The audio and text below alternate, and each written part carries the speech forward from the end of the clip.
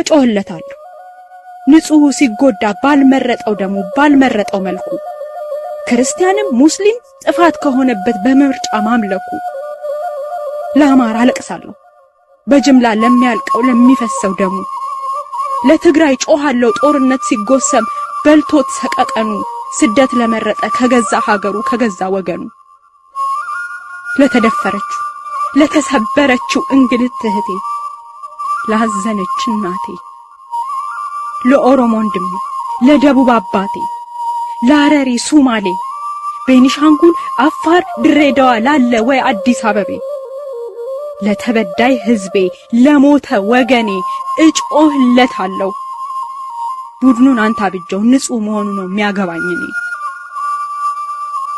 ትናንት ጮኬያለሁ እጮሃለሁ ዛሬ እጮሃለሁ ነገ ሁሉም ወገኔ ነው ንጹህ ሆኖ ሳለ ድምጹ የተነፈገ እጮህለታለሁ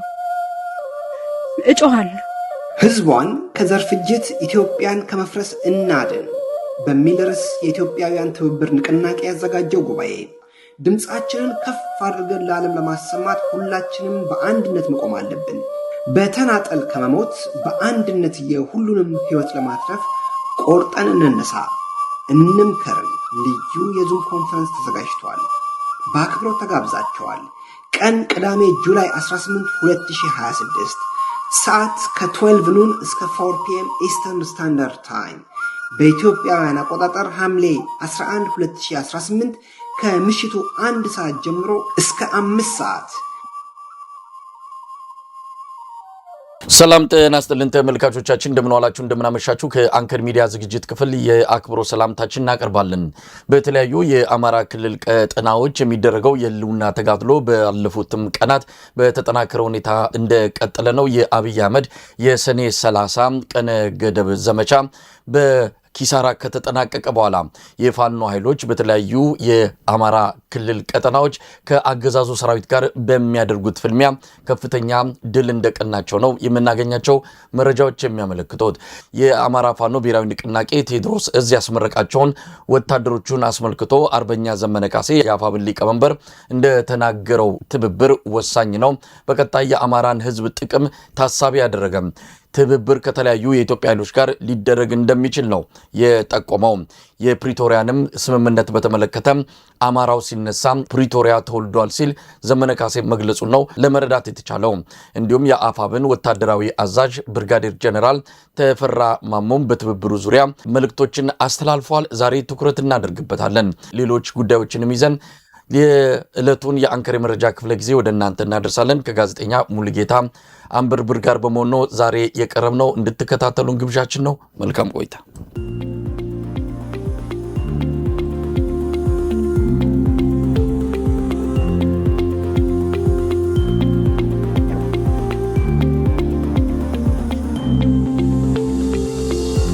ጤና ይስጥልን ሙሉጌታ። ሰላም መሳይ እንደምን አለ? እንዴት አለ? እንዴት አመሸ? እንግዲህ ቀደም ሲል ያነሳዋቸው በአብዛኛው በፋኖ እንቅስቃሴዎች ላይ ያተኮሩ ወቅታዊ መረጃዎችን ለተመልካቾች እናደርሳለን። ሌሎች ከኢትዮጵያ ጋር በተያያዘ የሚነሱ ጉዳዮችም ካሉ እንደዚሁ በመረጃም ይሁን በትንታኔ ለተመልካቾቻችን የምናቀርብ ይሆናል። የትግራይን ወቅታዊ ሁኔታ በተመለከተ በተለይም ወደ አዲስ አበባ የሚገቡ የትግራይ ተወላጆች በከፍተኛ ቁጥር እየታሰሩ እንዳለ ራሱ ጌታቸው ረዳ የተናገረበት ሁኔታ ነው ያለው። ከ300 በላይ የትግራይ ተወላጆች መታሰራቸውን ከሱ አንደበት ሰምተናል። ሰሞኑን የአብይ አህመድ አገዛዝ የትግራይ ተወላጆችን በቴሌቪዥን እንዲቀርቡ እያደረገ መጠነ ሰፊ የፕሮፓጋንዳ ዘመቻ በህወሓት አመራሮች ላይ እያከናወነ ይገኛል። እሱንም እናነሳለን። ወቅታዊውን የፋኖ እንቅስቃሴ በተመለከተ በእጅ የሚገኙትን መረጃዎች እንድታካፍለን እድሉን በመስጠት ነው ዝግጅታችንን የምቀጥለው። ሙሉጌታ አመሰግናለሁ መሳይ። እንግዲህ በተለያዩ ቀጠናዎች አሁንም የተቀናጀ ባይሆንም ተናጥራዊ ውጊያዎች ተጠናክረው እንደቀጠሉ ለሚዲያዎቻችን ከሚደርሱት መረጃዎች መረዳት ችለናል። አፋብኃ ቴዎድሮስ እዝ የተቀናጀ ማጥቃት በማድረግ በትናንትናው ዕለት ከ2 ሻለቃ በላይ የአገዛዝ ጦር መደምሰሱና በዳንግላ አንድ ሙሉ ሬጅመንት ሙሉ ለሙሉ መደምሰሱም ለጣቢያችን የደረሰው መረጃ ያመለክታል። እንግዲህ አማራ ፋኖ ብሔራዊ ንቅናቄ አፋብን ቴዎድሮስ ስር የሚንቀሳቀሱት 206ኛ ኮር 24ኛ ክፍለ ጦርና 34ኛ ክፍለ ጦር 201ኛ ኮር ከ64ኛ ክፍለ ጦር በጋራ በመሆን ከደብረ ማርቆስ ከተማ በቅርብ ርቀት ላይ በሚገኘው የቦቅላ ከተማ ላይ በከፈቱት ብርቱ የማጥቃት ውጊያ ከ2 ሻለቃ ጦር በላይ የሚሆን ያገዛዙን ኃይል መደምሰሳቸውን የህዝብ ግንኙነት መምሪያ ትናንት ይፋ ባደረገው መረጃ አስታውቋል። እንግዲህ ሐምሌ 2 ቀን 2018 ዓ.ም ከጠዋቱ 11 ሰዓት ጀምሮ ማጥቃት የሰነዘረው ቴዎድሮስ የጠላትን 2 ወሳኝ ምሽጎች ሙሉ በሙሉ በመስበርና የአገዛዙን አዋጊ መኮንኖች ጨምሮ ከፍተኛ ሰብአዊ ኪሳራ ያደረሰ ሲሆን በአውደ ውጊያው ላይ በርካታ የነፍስ ወከፍ የጦር መሳሪያዎች መማረክ እንደተቻለ ተገልጿል። በዚህ አስደናቂ ጀብዱ ውጊያ ላይ አንድ የፋኖ ታጋይ ብቻውን እስከ 4 መሳሪያዎችን የማረከ እንደሆነ ነው የተገለጸው። አብዛኛው የፋኖ ሰራዊት አባል ቢያንስ አንድ መሳሪያ በማረክ ታሪክ መስራቱም ተገልጿል። እንግዲህ ትናንት በነበረው ውጊያ በርካታ የጠላት ኃይል ሲደመሰስ አብዛኛው የደብረ ማርቆስ ሆስፒታልን በጠላት ቁስለኞች ተጨናንቆ እንደሚገኝ ነው የተገለጸው። የሞቱትን ቀብረው የተረፉትን ወደ ሆስፒታል ቢልኳቸውም አብዛኞቹ ከሞት ሊተርፉ እንዳልቻሉ ከሆስፒታል ያገኘናቸው መረጃዎች ያመላክታሉ። የህዝቡ 105ኛ ኮር 55ኛ ክፍለ ጦር እንግዲህ በተመሳሳይ ከሌሊቱ 11 ሰዓት ተኩል ላይ በዳንግላ ወረዳ ጫራ ከተማ ላይ በወሰደው አስደናቂ ማጥቃት እርምጃ ያገዛዙን ጥምር ጦር አንድ ሬጅመንት ማለት ነው በመደምሰስ ሙሉ ሰራዊቱን ከጥቅም ውጭ ማድረጉ ተሰምቷል። እንግዲህ አንድ ሬጅመንት የሚባለው ወደ 1 ሻለቃ የሚጠጋ ሰራዊት እንደሆነ ይታወቃል። በዚህ ውጊያ ላይ የ55ኛ ክፍለ ጦር 3ኛ እና 4ኛ ሻለቃዎች ከክፍለ ጦሩ የቃኝና መሐንዲስ ቡድን እንዲሁም ከዳንግላ ወረዳ ጊዜያዊ መራሮች ጋር በመናበብ ባደረጉት አስደናቂ ወታደራዊ ውጊያ በጠላት ላይ ከፍተኛ ሰብአዊ፣ ቁሳዊ፣ የሞራል ጉዳት ማድረሳቸውን የተገለጸው ፋኖ 1 እና 2 ሻለቃዎችን አስጠግቶ በጠላት ኃይል ላይ ግን ከፍተኛ የሆነ የሞራል የበላይነት በመውሰድ አገዛዙ ላይ ከፍተኛ ኪሳራ እንደሚያደርስ ይታወቃል። ዳንግላ ወረዳ ጫራ ከተማ ተከናወነው ወደ ውጊያ በጀግናው ፋኖ ሰራዊት እጅ የገቡ ልዩ ልዩ የቡድንና የነፍስ ወከፍ የጦር መሳሪያዎች ዝርዝርም ደርሰውና አንድ ዲሽቃ ተቀያሪ አፈሙዝ፣ 3 ብሬን፣ 2 ኤም14 ጠመንጃዎችና 1 ኤፍኤል መሳሪያ፣ 52 ክላሽንኮቭ ጠመንጃ፣ 6 አብራራው መገናኛ ሬዲዮችን ጨምሮ 16 ኤስኬኤስ የሚባል መሳሪያ፣ 400 የዲሽቃ ተተኳሽ፣ 200 የብሬን ተተኳሽና 1300 የክላሽ ጥይቶች እንደሚገኙበት የህዝብ ግንኙነት መምሪያ ባወጣው መረጃ አስታውቋል። እንግዲህ እነዚህ ትልልቅ መረጃዎች ስለሆኑና ትልቅ ድሮች ስለሆኑ ነው እንጂ ያቀረብናቸው በየዕለቱ በሁሉም ቀጠና በተለይ ቴዎድሮስ በሚንቀሳቀስበት ቀጠና የደፈጣ ጥቃቶችም እንዲሁም አልፎ አልፎ ከደፈጣ ጥቃት በመሻገር ወደ መደበኛ ውጊያ ተቀይሮ ከፍተኛ ድል እንደሚመዘገብ ይታወቃል። ነገር ግን እኛ በምንቀርብበት ሰዓት የሚደረጉትን የአውደ ውጊያ መረጃዎች እንደምናቀርብ አድማጭ ተመልካቾቻችን ታዛቢ ይሄን ያስታውሱልን ማለት ፈልጋለሁ።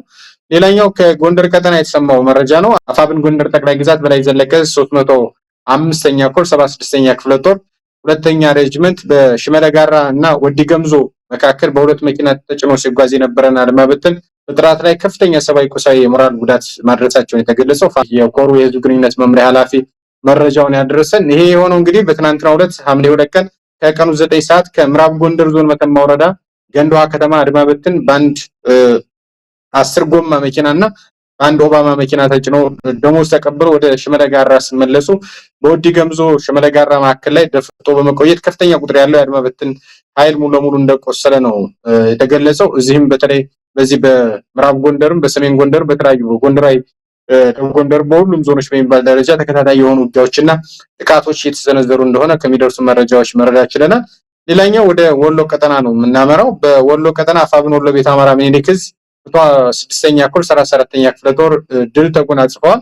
የአገዛዙ የ61ኛ እና 65ኛ ክፍለ ጦሮች ከጋዞ ወረዳ ስታይሽ ከተማ ማለት ነው ከሰሜን ወሎ ዞን መነሻውን ያደረገው ሲሆን አራተኛ ሬጅመንት ኃይሎች በጋዞ ወረዳና በላስታ ወረዳ በረሃማ ቦታዎች በጓጓሎ ማርያም፣ በስናጭራ መድኃኔዓለምና በዋሮ በተለያዩ ቦታ ፋኖን እመታለሁ ብሎ ተንቀሳቀሰ ቢሆንም ይህን የተረዱት የጦር ጠበብቶቹ ወደ መግደያ ቦታ ስበው የአገዛዙን ኃይል ድባቅ እንደመቱት ነው የተነገረው። እንግዲህ በዚህ ጥቃት ከባድ ጉዳት ያስተናገደው የአገዛዙ ሰራዊት የሞተበትን እንኳን ሳይቀብርና ሳይነሳ ወደ መጣበት እንደተመለሰ የተገለጸው። የሆነው ከጧቱ 12 ሰዓት ጀምሮ እስከ ምሽቱ 10 ሰዓት በትናንትናው ዕለት ሐምሌ 2 ቀን 2018 ዓ.ም እንደሆነ ነው የተገለጸው። በሸዋ ቀጠና በተመሳሳይ እንደዚሁ የአደረጃጀት የፖለቲካ ስራዎች ተጠናክረው እንደቀጠሉ ለጣቢያችን ለሚዲያዎቻችን መድረሱት መረጃ አመላክተናል። በትናንትናው ዕለት ትልቅ ኢቨንት ከነበረው መካከል የአፋብኃ ሊቀመንበር አርበኛ ዘመነ ካሴ በተገኘበት በጃዊ ቀጠና በመተከል ቀጠና የተደረገው የኮማንዶ ሰራዊት ምረቃ ነው። እሱንም ወደ ኋላ በሰፊው የምንመለስበት ይሆናል። እሱን ተከትሎ በተለይ አርበኛ ዘመነ ካሴ ያስተላለፋቸው ወሳኝና ወቅታዊ መልእክቶች አሉ። ከትብብር ከጥምረት መሰል ጉዳዮች ጋር በተያያዘ አገዛዙ በተደጋጋሚ እዚህ ቀጠና ላይ ሲናገረው የነበረ ጉዳይ አለ። ከዛ በተጨማሪ መሳይ እንደው ልዩ ትኩረት ማድረግ ያለብን አርበኛውም የተገኘበት ቀጠና ከሰሞኑ የሱዳን ኃይል በጀነራል አልቡርሃን የሚመራው ኃይል የሱዳኗን ኩምሩክ ቀጠናንም ጭምር ተቆጣጥሯልና እነዚህ አንድ ላይ በተለይ መተከል ላይ የተደረገው እንቅስቃሴ የአልቡርሃን እንቅስቃሴ ሌሎች እንቅስቃሴዎች ምን ያመላክቱናል የሚለው ወደ ኋላ የምንመለስበት ይሆናል። አመሰግናለሁ ሙልጌታ፣ በጣም አመሰግናለሁ። እንደውም የሱዳኑን ጉዳይ በተመለከተ ያነሳው እዛ አካባቢ ፍጥጫው ተጠናክሮ ነው እየቀጠለው። በተለይ ኩምሩክ የተሰኘችውን የድንበር አካባቢ የምትገኘውን ከተማ የሱዳን የጦር ኃይል መቆጣጠሩን ተከትሎ በተለይም የአብይ አህመድ አገዛዝ የጦር ሰፈር ለሰጠው የአማጺ ቡድኑ ትልቅ ኪሳራ ሆኖ የተመዘገበና የአማጺው ሰራዊትም ወደ ኢትዮጵያ ግዛት ውስጥ እየሸሸ መምጣቱ ምናልባትም የአብይ አህመድ አገዛዝ ዳር ሲልበት የነበረውና ጣልቃ የገባበትን ጉዳይ ሙሉ በሙሉ ከሱዳን ጦር ሰራዊት ጋር ሊዋጋ የሚችልበትና የሱዳን ቀውስ ወደ ኢትዮጵያ ተጎትቶ የሚገባበት እድል ሰፊ እንደሆነ ነው እየተገለጸ ያለው። ስለሱም የምናነሳ ይሆናል። ምናልባት ከአገዛዙ ድል አደረኩና ሰሞኑን ከተያያዘው ፕሮፓጋንዳ አንጻር በተለይ በአማራ ክልል በደንበጫ ከተማ ኮሚኒኬሽን ጽህፈት ቤት ያወጣውን አንድ መረጃ እየተመለከትኩ ነበረ። ምናልባት ደርሶ አይቶ ሊሆን ይችላል ብዬ እገምታለሁ። በዚህ አንድ ግለሰብ ነው 3 የፋኖ ኃይሎችን ላይ እርምጃ ወስዷል መሰለኝ። ከፍተኛ ሽልማት ነው የተበረከተለት። እንደምትመለከተው ነው ይህንን ግለሰብ የ200 ካሬ ሜትር መሬትና የ50 ሺህ ብር ሽልማት ተሰጥቶታል። በርካታ ባለስልጣናት ነው የአካባቢው የወረዳው የከተማው ባለስልጣናት የተገኙት። ምን ያህል ድል እንደጠማቸው አንድ ግለሰብ በዚህ ደረጃ ድል አድርጓል ጀብዱ ፈጽሟል ብለው የ200 ካሬ ሜትር መሬት እንደዚሁም የ50 ሺህ ብር ሽልማት ሌሎች ነገሮችንም አድርገዋል። ባለፈውም የአማራ ማስ ሚዲያ ያወጣው የድል ዜና ወዲያውኑ ነው በማግስቱ ተገደሉ የተባሉት የፋኖ አመራሮች በቪዲዮ ወጥተው ውሸቱን ያጋለጡት። ስለዚህ እነዚህ ሰዎች ከፍተኛ የድል ጥማት ውስጥ ነው ያሉት። ትንንሽ ነገሮችን በማጉላት አሁን ቀደም ሲል እንዳየነው 3 የፋኖ ታጋዮች ላይ እርምጃ ወስደዋል በሚል የ200 ካሬ ሜትርና የ50 ሺህ ብር ሽልማት ሌሎች ሽልማቶችም እንደቀረቡለት ነው የተነገረው። ይሄ ምንን ያሳያል ሙሉጌታ? እንደው ከሰሞኑ ከፍተኛ የሆነ ኪሳራ ደርሶባቸዋል። ይሄ ደንበጫ የሚባለው ቀጠና ከዚያው ከደጋዳቡቱ ጋር ቀጠና ጋር የተያያዘ ነው፣ ሰንሰለታማ ነውና ስለዚህ የፋኖን የሚዲያ የበላይነትም የፕሮፓጋንዳ የበላይነትም ከዛ ተጨማሪ መሬት ላይ ያሉትን የድል እንቅስቃሴዎችን ማሸነፍ የሚችሉባቸው ፖለቲካዊ ብልጫ የሚወስዱባቸው እድሎች አጥተዋልና ዋነኛ ዓላማቸው ሐሰተኛ ዜና በመፍጠር መረጃን ማዛባትና ድል እንዳገኙ ለደጋፊዎቻቸው ላለቃቸው ለአብይ አህመድ ማሳየት ነው። ይሄ ግለሰብ ገሎ ይምጣ አይምጣ ትክክለኛው መረጃ የለኝም፣ አልገደለም ወይም ደግሞ ገሏን የሚለውን ነገር በትክክል ማስቀመጥ አይቻልም። ነገር ግን እዚህ ዜና ላይ ቀን ላይ ያየሁት ነበር። ዜናው እንደወጣ አንደኛ ከፍተኛ የሆነ ጥማት ታይቶባቸዋል። የ39ኛ ሻለቃ አድማ መከላከል ኃላፊ፣ የደንበጫ ከተማ አስተዳደር ምክትል ከንቲባ፣ የደንበጫ ዙሪያ ወረዳ አስተዳደር፣ የደጋዳሞት አስተዳዳሪ፣ የ3 ወረዳ የሰላም አስከባሪና የፖሊስ አባላት በሙሉ ተገኝተዋል ይላል። ይሄን ሽልማት ሰጡ። አንደኛ እነዚህ ሰዎች ሙሉ በሙሉ ቀጠናቸውን ትተው የደጋዳሞት አስተዳዳሪ ደንበጫ የሚገኝበት ነገር የለም። የደንበጫ ዙሪያ ወረዳ እንደዚህ እንደዛው ሊቀመጥ ይችላል እና የ3 ወረዳ ሰላም አስከባሪ እዚህ ላይ በመገኘት ሽልማት ሰጡት ነው የሚለው። ስደተኞች ናቸው ሽልማት እየሰጡት ያሉትና አንደኛ ድል እንደራቃቸው ነው። ሁለተኛ ደግሞ ሌሎች የፋኖ አመራሮችም ጅል ስለሆኑ ይቅርታ አለቃሉ እንደው ሌላም ሰው ገሎ ይመጣን እንደዚህ አይነት ሽልማት እንሰጣለን የሚል መልእክት ለማስተላለፍ አስበው ነው እነሱ። ነገር ግን ወንድሙን ገሎ እዛ ቀጠና ላይ እንደማይኖር ይታወቃል። ከዚህ በፊት እንደዚህ አይነት የሞከሩት አካላት ምን አይነት ኪሳራ እንደገጠማቸው የሚታወቅ 3 ሰው ገለ ያውም ደግሞ የነጻነት ታጋይን መኖር እንደማይችል አሁን ይሄ ልጅ ከተማው ላይ መንቀሳቀስ አይችልም። ደንበጫ ከተማ ላይ በእርግጠኝነት ነው ነገር አሳጠውታል። ዛሬ ለባደሩ ምንም ዋስትና የለውም። ያድርገው ማያድርገውም ሳያደርገው መጥቶ ከሆነ ደግሞ የበለጠ ከፍተኛ አደጋ ጋብዞበታል ማለት ነው። አድርጎት እንኳን መጥቶ ከሆነ መቼም አድርጎታል በጥፋቱ የሚቀጣበት ሳያደርግ መጥቶ እንደው እኔ በቃ ትግል የሚገባው በብዙ አይነት መንገድ በዛ አይነት ገብቶ ትግሉ ሰልችቶት ሊወጣ ይችላል። የዓላማ ጽናት ላይኖረው ይችላል። በእንደዚህ አይነት ሲቀላቀል ለሌሎች የፖለቲካ ሌሎችን ይስምልናል ብለው ስለሚያስቡ ይሄን ልጅ የህይወት አደጋ ደቅነውበታል። አንድ የሚዲያና ኮሙኒኬሽን ስራ እንደዚህ አይሰራም እኮ ነው እኮ ፋኖችም አንዳንድ ጊዜ ሲሳሳቱ እናያለን። እንደዚህ አይነት ስህተት ሲፈጽሙ ተው እንላለን። መሳያንተም ትደውላለህ፣ እኛም እንደውላለን። እነዚህ ግን የመንግስት መዋቅር ይዘው እንደዚህ አይነት ፕሮፓጋንዳ እንደማይሰራ ይታወቃል። እነሱ ሌላ ይዞልን ይመጣ እንደዚህ ያደርጋሉ ብለው እንደዛ የሚያደርግ የለም። ስለልቦናው ማለት ተፈጠረባቸው ለዓላማቸው ወጡ። ዛሬም ብረት እንደነከሱ 3 ዓመት የሞላቸው ታጋዮች ናቸው ያሉት። በተለያየ ስልጠና እየበቁ ትናንት እንደውም በስሜት ተገፋፍቶ የመጣ እንኳን ካለ የፖለቲካ ስልጠና ገብቶት ዛሬ ላይ ብቁ የፖለቲካ አመራር የሆኑ የፋኖ አመራሮች ናቸው ያሉት፣ የፋኖ አባላት ናቸው። እነዚህ ግን ሌላ ሰው ገሎ ይመጣልናል በሚል የተሰራ ዜና እንደሆነ ነው የገባኝ። ግን ይሄ ሞኝ ሂሳብ ስሌት ነው፣ አደገኛም ነው። ነገ በእነሱ ላይ የሚጋበዝ ነው።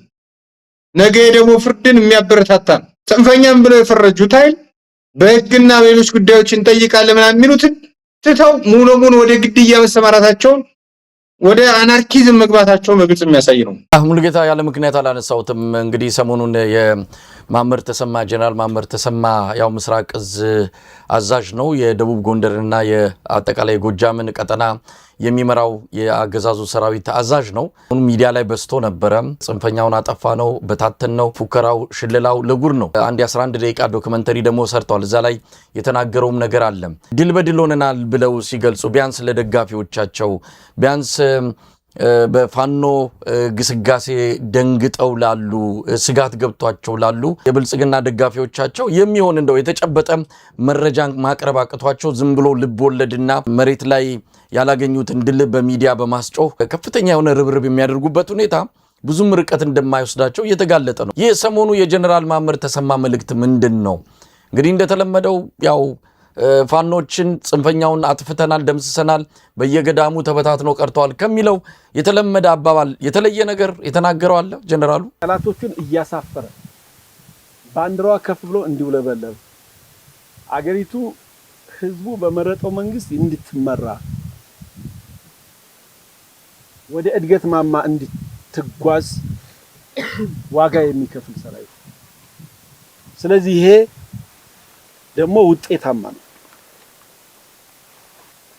እነዚህ ባዕዳን የሚባሉ ጠላቶች ከአንድ 2-3 ጊዜ አብዛኞቹ ሞክረዋል ኢትዮጵያን ወረው፣ ግን ሁሉም በጀግኖች የኢትዮጵያኖች አርበኞች ተሸንፈዋል። እንግዲህ ጀነራሉ የጽንፈኛውን አንገት ያስደፋው እዝ የሚል የ11 ደቂቃ ዶክመንተሪ ነው ያሰራው። እሱም የፌደራል ዲፌንስ ፎርስ በሚለው ገጽም ተለጥፏል። አንዳንድ ሚዲያዎችም እየወሰዱ ሲሰሩት አይቻለሁ። እንግዲህ ርዕስ የተደረገው ሊያስፈራሩን ይሞክራሉ የሚል ነው። በዋነኝነት የዛሬዎቹ የኛ ባንዳዎች ፉከራቸው አልሳካ ሲላቸው ከነዚህ የውጭ ኃይሎች ጋር ሆነው እንደሚወጉን ሊያስፈራሩን እየሞከሩ ነው። ሊያስፈራሩን ይሞክራሉ፣ ግን እነሱ የሚላላኩላቸው ኃይሎች በኢትዮጵያ የተሸነፉ ናቸው። እንደ ሶማሊያ መንግስት አድማ ሊያደርጉና ነው ምናምን የሚል እሱም ብቻ አይደለም። የዘመቻ መምሪያ ኃላፊው ብርጋዴር ጀነራል አዲሱ መሐመድ ባለፈው እንግዲህ እዚህ ደጋዳሞትና ራዳማ ሐሙስ ገበያ ላይ የተሸነፈው ኃይል ተሰብስቦ የሰጠው መግለጫ ነው። እዛው ቀጠና እየተንቀሳቀስ ስለነበር እኛም በወቅቱ በግልጽ አስቀምጠናል በነበረን ፕሮግራማችን ላይ በተለይ ጎጃም አማራ ህዝብና የደቡብ እዚህ ጎንደር አማራ ህዝብ በተለይ ደቡባዊ ጎንደር ቀጠና ልዩ ትኩረት ማድረግ መቻል አለበት፣ የራሱን ልጆች መደገፍ መቻል አለበት። ምክንያቱም ማመር ተሰማ በአብይ አህመድ እምነት ለማግኘት ነበልባሉን ለመባል እሳቱ ለመባል ድል ቁርሱ ለመባል ይህን ህዝብ የመጨፍጨፍ እቅድ እንዳለው በግልጽ አስቀምጠናል፣ መረጃ አስቀምጠናል። ምክንያቱም ለምንድነው ለአንተ ሽልማት ያልሰጠ፣ ለምንድነው ስምህን በእንደዚህ አይነት አጠራሮች ያልጠራ ሲለው ስለማያምንብኝ ነው ብሏል። ስለዚህ እንዲታመን ህዝብ ይጨፈጭፋል ማለት ነው። ከዚህ በፊት ሲጨፈጭፍ የነበረው በተለይ ጎጃም ላይ ከፍተኛ የሆነ ግፍና በደል ሲፈጸም እንደነበረ እናስታውሳለን። እነዚህ ግፍና በደሎች ደግሞ የተደረጉት በዋነኝነት ለአብይ አህመድ ለመታመን እንደሆነ በግልጽ የተቀመጠ ጉዳይ። ከሰሞኑም ከፍተኛ የሆነ ኪሳራ ሲደርስበት ጽንፈኛውን አንገት ያስደፋው እዝ በሚል ዶክመንታሪ አሰርቶ ለማስለቀቅ ያደረገው ጥረት አንደኛ የደረሰበትን ሽንፈት በፕሮፓጋንዳ ለመቀልበስ የታለመ፣ ሁለተኛ ያላገኘውን ድል አግኝቻለሁ ለማለት ነው። ሶስተኛ በግልጽም እንዳስቀምጠው እሱም እንደተናገረው ምዕራብ ጎጃም፣ ምስራቅ ጎጃም፣ ሰሜን ጎጃም፣ ደቡብ ጎንደር ያሉ 90% እኛ ተቆጣጥረና ነው ያለው። የአይን ያወጣ ደረቅነት ነው፣ ውሸት ነው። በዚህ ሂደት ውስጥ የብልጽግና አመራሮች ተገኝተዋል። ምክትል ርዕሰ መስተዳድሮች በቦታው ነበሩ። ቃለ መጠይቅ እየሰጡ የፖለቲካ መዋቅሩ ከመከላከያ ሰራዊት ጋር በመቀናጀት ያመጣው ድል ምናምን ይላሉ። የዘመቻ መምሪያ ኃላፊው ከዚህ በፊት በነበሩት የእግር ተከላ ይሄ እንግዲህ የደቡብ ጎንደር ዞን አስተዳዳሪዎች ናቸው፣ የከተማ አስተዳደሮች ናቸው። በዚህኛው በኩል ሌሎችም አሉ።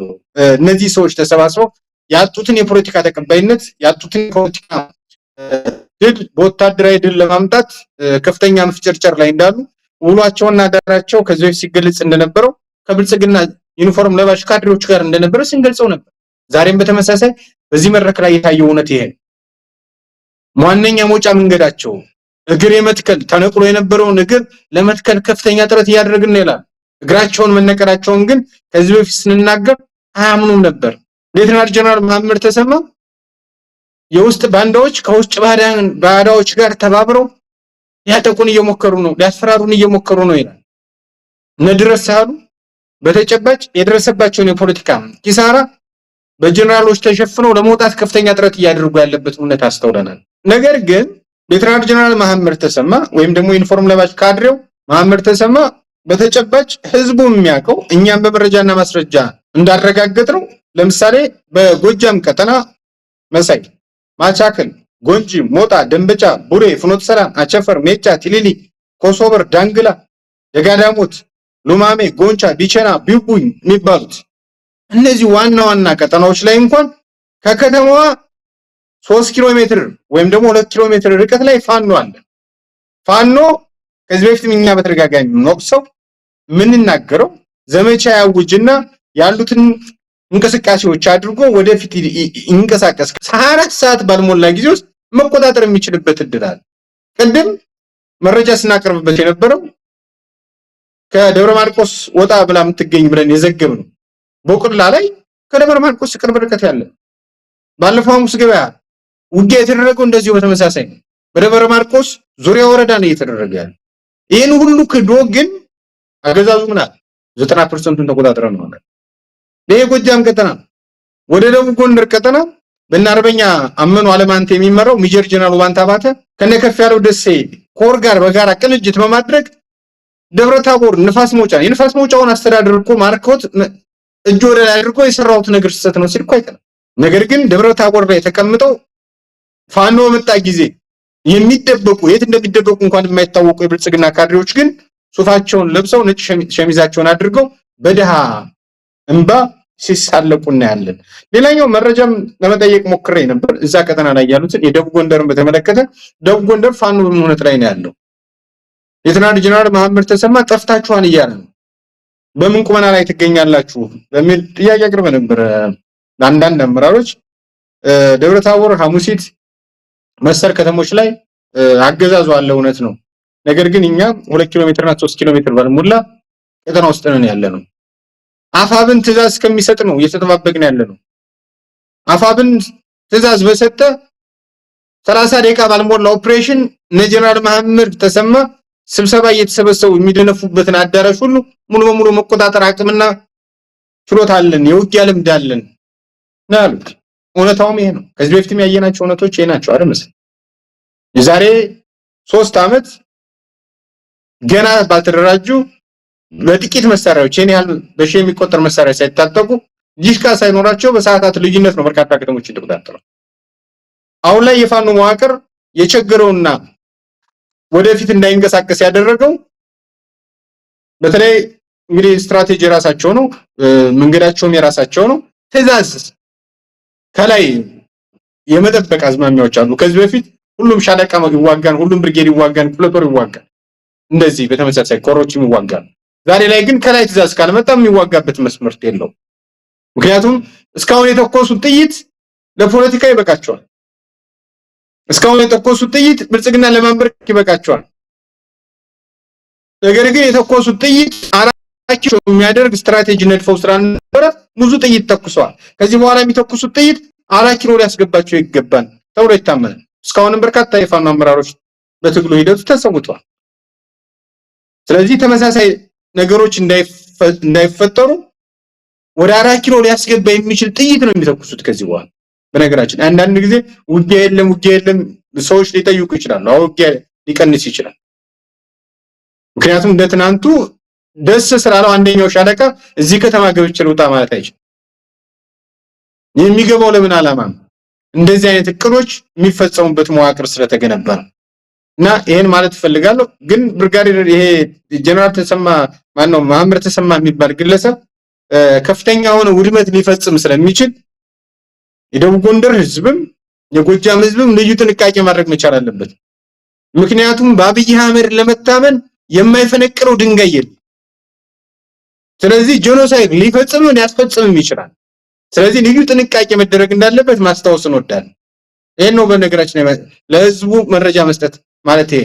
ምክንያቱም ለአብይ አህመድ ለመታመን ሲል ወንጀል ሊፈጽሙ የሚችሉ የብልጽግና ጀነራሎች እንዳሉ መታመን ይቻላል። ሙሉጌታ በትክክል የጀነራል መሐመድ ተሰማ ተልእኮም በዋናነት በአብይ አህመድ ዘንድ ክብርና ሞገስ ማግኘት ነው። ባለፈው በነበረው በስም እየተጠራ ከሆነ አንድ መገለጫ ጋር ሲሞገሱ የሱ ስም አልተጠራም ነበር። ይህንንም ገልጸ ነበር። አሁን በአብይ አህመድ ዘንድ ምስጋና ለማግኘት ክብርና ሞገስ ለማግኘት ሌሎች ነገሮችን ለማግኘት የአማራን ህዝብ በብዛት በቁጥር ለመግደልና ለመጨፍጨፍ ከፍተኛ የሆነ እልህና ትጋት ውስጥ የሚገኝ ግለሰብ ነው። ስንት አማራ ገሎ ስንት ንጹሃንን ገሎ ያንን ክብር ለማግኘት እንዳሰበ ግን ሐሳቡም እቅዱም እየሰመረለት አይደለም እንደምናየው ነው። አሁን ቀደም ሲል ከጠቀስኩ ባሻገር መሬት ላይ ያለው እውነትም የሚያሳየው ያንን ነው። አሁን ለቴሌቪዥን ብለው ያቀረቡት ግምገማ እንጂ ውስጥ ለውስጥ የሚነጋገሩት ምን ያህል ኪሳራ እንደደረሰባቸው ወታደሩ አልዋጋ እንዳለ በከፍተኛ ስጋት ውስጥ እንዳሉ የሚያሳዩ ግምገማዎችን ነው ሲያደርጉ የነበሩት። ለማንኛውም ከጠቀስካቸው ውስጥ ለምሳሌ የጽንፈኛውን አንገት ያስደፋ እዚህ ይላል። የት ነው እስቲ አሁን አማራ ክልል ላይ ጎጃም የትኛውን አካባቢ ተቆጣጥረው ነው የትኛውን አካባቢ ማስተዳደር ችለው ነው የጽንፈኛውን አንገት ያስደፋ እዝ ብለው የሚጠቅሱት? እንግዲህ ፋኖ ከአቅሙ በላይ ሆኗል። ምርኮኞችን መቀለብ ስለማይችል ምርኮኞችን ይዞ ማቆየት ስለማይችል ለዓለም አቀፉ ማህበረሰብ ጥሪ ያደረገ ነው አግዙኝ ብሎ በዛ ደረጃ የሚፈረጥጥ በዛ ደረጃ የሚማረክ ሰራዊት እያሰማራ በየትኛው በኩል ነው ያ አንገትን ቀና የሚያደርግበት የሚተማመንበት እዚህ የገነባው? ለማንኛውም የጠቀስኳል እንደ ሶማሊያ ሊያደርጉን ነው ይላሉ። እንዴ አሁን በዓለም አቀፍ ደረጃ እውቅና አልተሰጠንም እንጂ ከሶማሊያ የተሻለ የሰላም ሁኔታ እኛ ጋር አለ ወይ? ትግራይ ብቻውን እኮ ነው ያለችው። አማራ ክልል ከ90% በላይ አይቆጣጠርም። ኦሮሚያ በከፊል በአማጽያን እጅ ነው ያለው። የትኛውን ክልል እያስተዳደረ ነው እንደ ሶማሊያ እንዳያደርጉን ብሎ የሚናገረው? አንደኛውን እኮ ሆነናል። የቀረን እኮ ዓለም አቀፉ ማህበረሰብ ኢትዮጵያ ፈርሳለች ብሎ እውቅና እስኪሰጣን ነው የሚጠበቀው። ከዛ በተጨማሪ የሶማሌ መንግስት ጋር እዛ ባለፈው ሳምንት ወዳጆች ነን ብሎ አብይ አህመድ ተቀብሎታል። ከዛ አብረን እየሰራ ነው ብሎ ተናግሯል። አንካራ ላይ ሄዶ ድርድር አድርጎ ፈጽሞ ተመልሷል። ሶማሌላንድ ላይ እንኳን ለማፍረስም ከፍተኛ ጥረት የሚያደርጉት ሌላ ሀገር እነሱ ናቸው። 3 ሚሊዮን ህዝባት ሞሉ ብያሉ ኤርትራን የሚሳደቡት እነሱ ናቸው። ከዛ በተጨማሪ የሰደብከው ሀገር እንዲመረቅህ ወይም ደግሞ አንድነት እንዲጠብቅልህ ጠብቅ ማለት መሰለኝ። ልታፈርሰው የሄድከው ሶማሌ ሊደግፍ አይችልም ሶማሌ። ከዛ በተጨማሪ ከዚህ ከፖለቲካና ዲፕሎማሲ ወይም ደግሞ የምታወራው ነገር የሚያመጣብህ ታጣ በአግባቡ አለመረዳትም ይመስለኛል። ለምሳሌ የምስራቅ እዝ እንደምናውቀው ሶማሊያ ገብቶ ሰላም ሲያስከብሩ ከነበሩት ወይም ደግሞ ድንበር ጠባቂ ከነበሩት ኃይሎች መካከል አንደኛው ጠንካራው እንደነበር ይታወቃል። ኢትዮጵያ የምትተማመንበት ጦር እንደነበር ይታወቃል። የሰፈር ሚኒሻ ከመሆኑ በፊት ማለት ነው። የዘመቻ መምሪያ ኃላፊው የምስራቅ እዝ ምን ይላል? በዚህ በወለጋም አለን፣ በጅማም አለን፣ በዚህ በምስራቅም አለን ይላል። ግን ዋነኛው እዛችን ያለው እዚሁ አማራ ክልል ነው ይላል። እንግዲህ ዳር ድንበሩን ትቶ ማለት ነውና የዘመቻ መምሪያው ነው እንደዚህ የሚለው። የሚናገሩት እንኳን አያውቁትም ማለት አማራ እንደመጨፍጨፍ የኔ ያህል ሰራዊት ለማስገባት ዋናው ሰራዊታችን ያለው እዚህ ነው። ያው ለብልጽግና አመራሮች ስለሆነ ለሲቪል አመራሮች ስለሆነ እየተነገረ ያለው አጥፉ እንደማለት ነው። ከዛ በተጨማሪ ትግራይ አሁን የኢትዮጵያ አካል ነች ወይ? በጀት አቋርጠ ምርጫ ማታካሄድበት ክልል ሆኖ ወይም ደግሞ ሀገር ነኝ ብላ ግዴታ ተገንጠይ እያልካት እንዲፈራርሱ እየሰራ ሀገር የሚጠብቅን ሰራዊት ሙሉ ለሙሉ አምጥተህ ምስራቅ እዚህ ያለው እዚህ ጋር ነው እያልክ ትናንት የነበረውን 8 እዝ ወደ 11 እና ወደ 13 እዝ አሳድገህ ህዝብን ለመውጋት ብለህ የሲቪክ መዋቅር ፈርሶ ወታደራዊ አስተዳደር ኮማንድ ፖስት የሚመራበት ሀገር ኦፊሻሊ ያው ሶማሊያ የፈረሰች ሀገር ነች ብለው ዓለም አቀፍ ተቋማት ናቸው እውቅና የሰጡት። ስለዚህ ኢትዮጵያንም ዓለም አቀፍ ሀገራት እውቅና ካልሰጡ በስተቀር ኢትዮጵያኖች እኮ ተስማምተን ጨርሰናል። ከአማራ ክልል የሚንቀሳቀሱ አማራዎች አዲስ አበባ አገቡም ብለህ ከልክለህ በሌላ መንገድ የሚመጡትንም እንደዚህ እያገርክ አዲስ አበባ የሚገኙ ትግሬዎችን አማራዎችን ሰብስበህ እያሰርክ አንድ ሀገር ነን ለማለት ምን ያስደፍራል? ለብልጽግና ጀነራሎች መተማም ሞያሌም ተመሳሳይ ሀገራቸው ነው። ምክንያቱም የገዢው ፓርቲ አካል ናቸው፣ ዩኒፎርም ለባሽ ካድሬ ናቸው። ለሌሎች ኢትዮጵያኖች ግን መተማም ሞያሌም ወይም ደግሞ ጎዴም ተመሳሳይ አይደለም። በተንቀሳቀሱበት ሁሉ ብልጽግና የዘረድጋው ዲቫይድ ኤንድ ኮንከር ወይም ደግሞ ከፋፍለ ግዛ ያለ ቀጠና ከመጣ አጥቃ የሚለው ፖሊሲ ሰዎችን በፍርሃት እንዲንቀሳቀሱ አድርጓል። ስለዚህ እንደ ሶማሌ ያደርጉን ነው ከማለት በፊት እንደ ሶማሌ እንድትሆን ያደረከው የምታራምደው ፖሊሲ ልንለው አንችልም፣ ስልት አይደለም ወይ ማለት እንፈልጋለን። ከዛ በተጨማሪ መሐመድ ተሰማ ንግግር በጣም አደገኛ የሚያደርገው ሊያስፈራሩን ይሞክራሉ የሚለው እኛ ወይም ደግሞ ፋኖ አካል ምናምን የሚባለው አይደለም እያስፈራራ ያለው ውስጡ ነው እየፈራ ያለው የፈጸመው ወንጀል። ኤርትራ ላይ የወጣ ሲያቀረሽ የነበረው ጠቅላይ ሚኒስትሩን ጨምሮ ጀነራሎቹ ሱዳን ላይ ሲያቀረሹ የነበሩት ሎጂስቲክ ከፍተው ማሰልጠኛ ከፍተው የሰጡ እነሱ ናቸው። ነገራችን ከሰሞኑ አንድ መረጃ አጋራ ከዚህ በፊት በጣም ጥንቃቄ ያደርጉ ነበሩ አሉ እነዛ ሌሎች ሀገራት እዛ አካባቢ ላይ የሚንቀሳቀሱ ሰዎችን እንትን ሲሉ እና አብይ አህመድ ሱዳን፣ ኤርትራ፣ ሌሎች ኃይሎች ተባብረው ሊወጉና ነው የሚል ንግግር ካደረገ በኋላ ይህ ሰውዬ ለዲፕሎማሲ ጥንቃቄ ማቅ ግለሰብ ነው። ለምንድን ነው እኛ ይሄን በህዝብ በፓርላማ እንደዚህ እየሰደበን እኛ የዚህን ያህል እንድትጠነቀቀው እስከማለት ነው የደረሱት? በራሱ ላይ እንደ ጦርነት ጋባዥ እንደሆነ ማለት ነው። ራሱ ጦርነት ጋብዞ 3 ሚሊዮን ናችሁ እናጠፋችኋለን ብለን መሳይ አንተ አትረባም ደመሰሳለሁ ካልኩ ያለመደመሰስ መከላከል አለብን። የመከላከያ መንገዱ ተለያየ ነው። እሬቻን ቀይ ባህር ላይ እናጠፋችኋለን ይላል። የፖለቲካ ቋንቋ ጠፍቶ የዲፕሎማሲ ቋንቋ ጠፍቶ ጦረኛ ከሆንክ በኋላ ሊያስፈራሩ ነው እየሞከሩ ነው ማለት ነው። ከዛ በተጨማሪ ይሄን እያወራ ያለው ጽንፈኛ ፋኖ እያልክ ለምትናገረው ሸኔ እያልክ ለምትናገረው ቆቀሮች እያልክ ለምትናገራቸው የህወሓት ኃይሎች አይደለም። አጋርና ድጋፍ ያላቸው ህዝብ ያላቸው ብሔራዊ ስሜት መቆርቆር ያላቸው አገራትን ነው ይሳደብ ያለው። ያውን በብሔራዊ በሹሹክታ ቢሆንስ መቼም የኮሪደር ወሬ ቢሆንስ መቼም ችግር የለው። ፓርላማ ላይ ቀርበህ ማለት ህዝብ እያነሳሳ ጥላቻ ወይራ ሀገር ላይ እየሰበክ ይሄ በነገራችን ላይ በታሪክ የሚጻፍ እኮ ነው። የኢትዮጵያ መሪ የሚባለው አብይ አህመድ የኢትዮጵያ ጀነራሎች እንደዚህ ይሉና ብሎ ነገ ማስተማሪያ ነው የሚያደርጉት።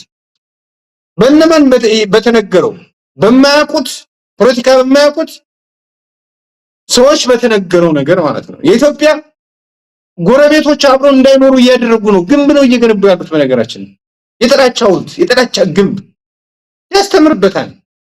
በእርግጠኝነት ነው የምናገር ብቻ የኢትዮጵያ መሪዎች እንደዚህ ተናግረውና እኛ ግን እንደዚህ አሸንፈናቸው የሚባልበት ጊዜ ዛሬ እየተነገራል። ለምሳሌ ደርግ ስፔሌምን መሳይ ደርግ ስፔሌም የደቡብ ሱዳን ታጣቂ ኃይል ድጋፍ ሲያደርግ እኛ ደግሞ የሻዕቢያና የህወሓትን ኃይል ድጋፍ አድርገን ቤተመንግስት አስገባናቸው እያሉ ነው አይደል ሱዳኖች። ይሄ ታሪክ ነው፣ እየጻፉት ነው፣ እየተናገሩት ነው። በአልጀዚራ ነው እየተነገረ ያለው፣ በትልልቅ ሚዲያዎች ነው እየተነገረ ያለው። ዛሬ የምትናገረው እንቅስቃሴ ነገ ከ20 ዓመትና ከ30 ዓመት በኋላ እንደዚህ አስበው ነበር፣ በፓርላማ ተናግረው ነበር። እኛ ደግሞ ይሄን አደረግን። ሱዳኖች እኮ አሁን አንድ የሚኮሩበት ታሪክ አላቸው። እሱ የሚኮሩበት ታሪክ ምንድን ነው? የደርግ አገዛዝ ወይም ደግሞ የመንግስቱ ኃይለማርያም አገዛዝ እኛን ለማፈራረስ ሙከራ ሲያደርግ እኛ ግን ቀድመን አፈረስናቸው።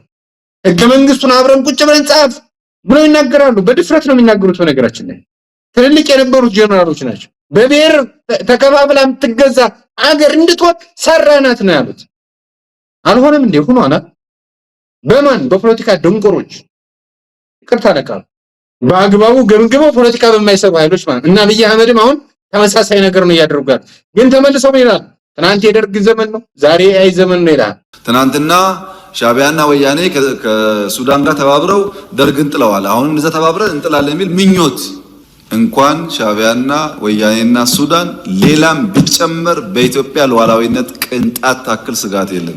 ፖለቲካ ነው እንጂ የሚሰራው የደርግ ዘመን መሆኑ የአናሎግ ዘመንና የአይ ዘመን መሆኑ አይደለም። የፖለቲካ ብርጫ ጀነራሎች የሚናገሩትም ፖለቲከኞች የሚናገሩትም ነገር ግን ለኢትዮጵያ ህዝብ አደጋ እየደቀነ እንደሆነ በአግባቡ የኢትዮጵያ ህዝብ ሊረዳው ይገባል። ምክንያቱም የፖለቲካ ግንብ ነው የተሰራ ያለው፣ የፖለቲካ አጥር ነው የተሰራ ያለው።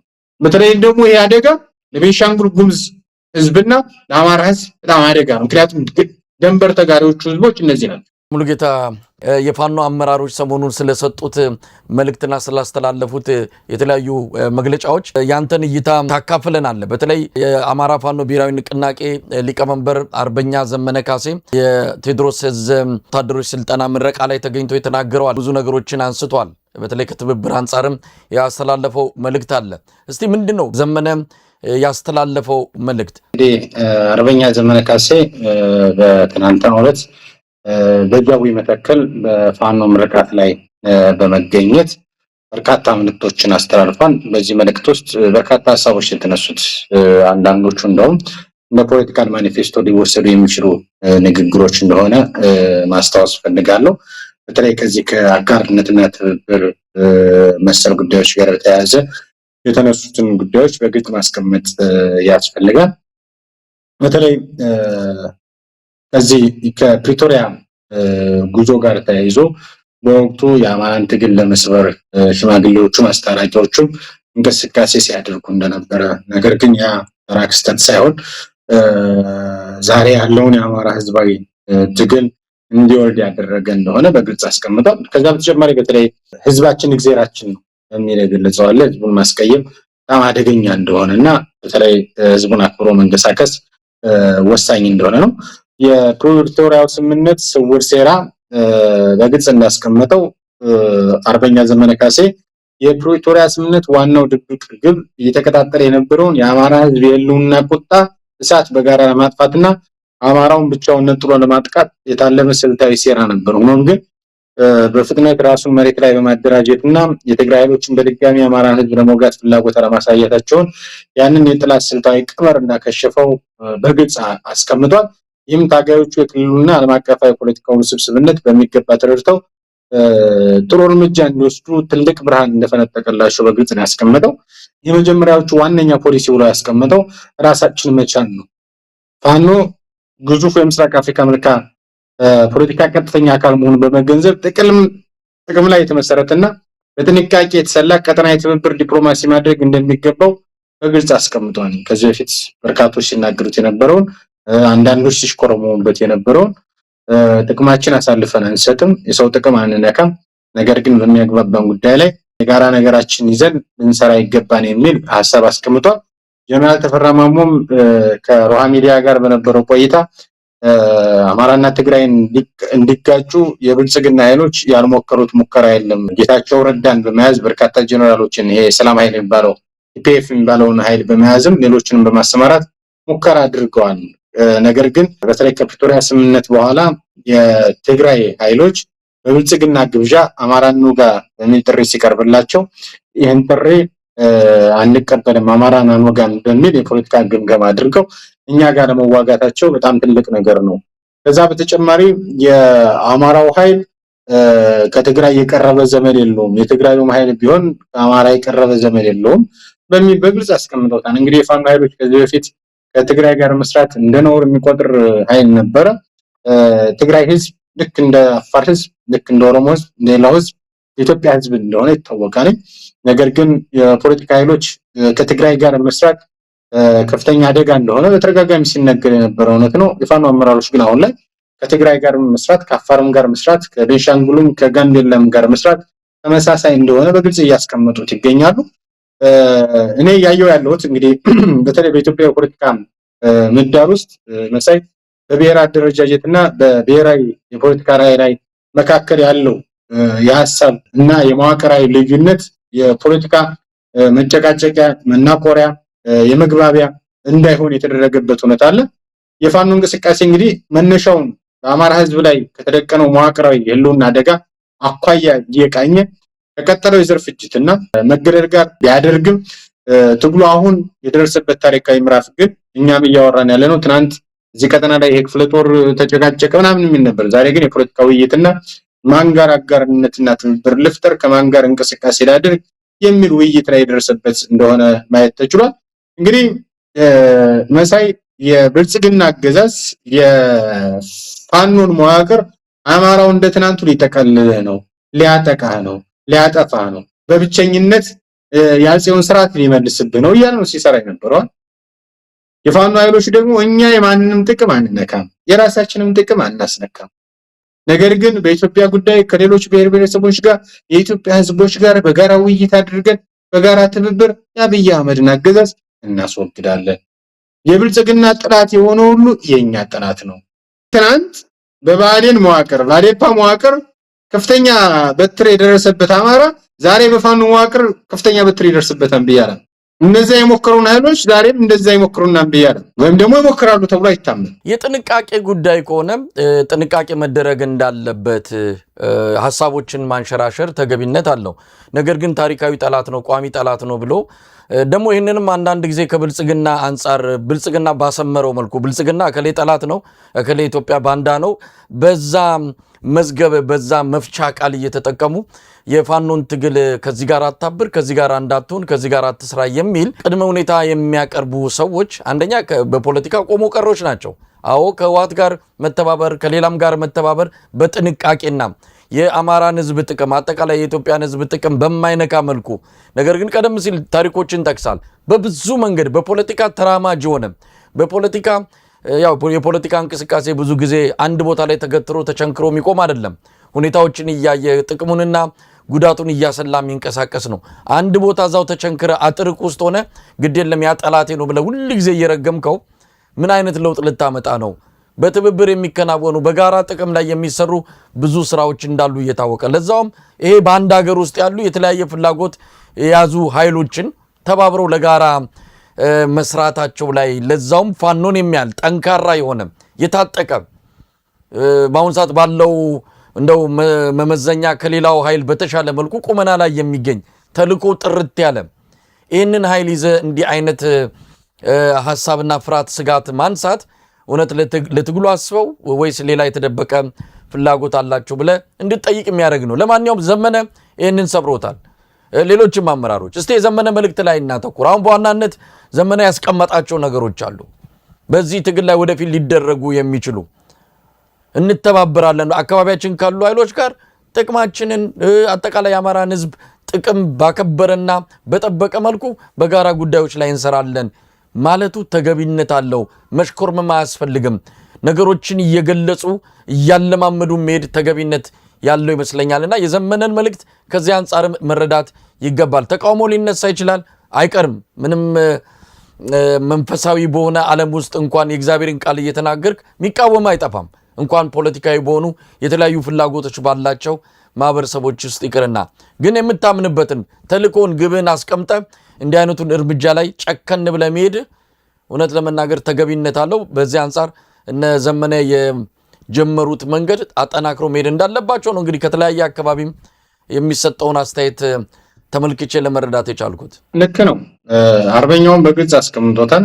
በተለይ ሁለተኛውና ተያያዥ ፖሊሲያችን ከራስ መቻል ላይ የመነጨ ከሌሎች ጋር የሚደረግ የተመረጠ በጎ ትብብር ነው። የተሰላና የተጠና ትብብር ሁልጊዜ አስፈላጊ ነው። ጥቅምህን በሚስጥር ኪስ ይዘህ የሌላውን ወገን ጥቅም ሳትነካ የራስህን ሳታስነካ መተባበር ሁሌም ልክ ነው።